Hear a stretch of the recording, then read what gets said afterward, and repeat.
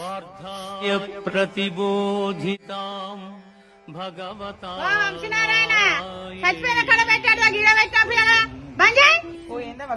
ఏమైంది? అయ్యో భగవద్గీతకి ఈడ పెట్టిండు చచ్చిపోయిన కడ పెట్టారని గీడ పెట్టారా? ఓ అవును, నాకు పోయే కడ వచ్చింది. నీకు అంతగానో వినాలని ఉంటే ఏమైనా భక్తి పాటలు వింటారు కానీ ఇంకా భగవద్గీత వినడేందయ్యా. పిన్ని ప్రతి ముస్లిం ఖురాన్ చదువుతాడు, ప్రతి క్రిస్టియన్ బైబిల్ చదువుతాడు, కానీ ఎంతమంది హిందువులు భగవద్గీత చదువుతున్నారు? మనమే సగం సగం తెలివితో మన పవిత్ర గ్రంథాన్ని అపశకునంగా అపవిత్రంగా భావిస్తున్నాం. అమ్మమ్మ, భగవద్గీత అనేది చచ్చిపోయిన కాడ పెట్టే పాట కాదు, ఒక మనిషి ఎట్లా బతకాలో చూపించే బాట. నేనేం మెసేజ్ ఇవ్వట్లేదు, మీ క్లాస్ బీకట్లేదు, మన ధర్మాన్ని గుర్తు చేస్తున్నాం.